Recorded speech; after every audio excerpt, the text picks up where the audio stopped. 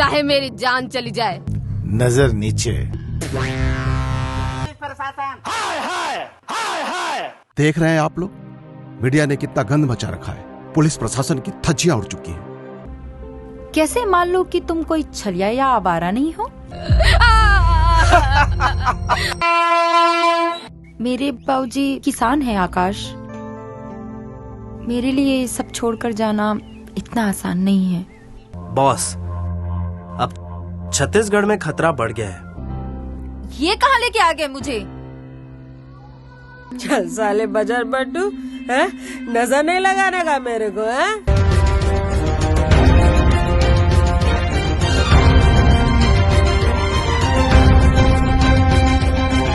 पूजा, तुम?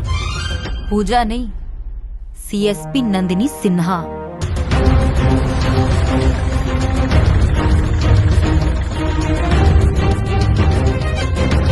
इसका हाथ खोलो। तुम्हारा खेल खत्म हुआ निसार, ले चलो इसको।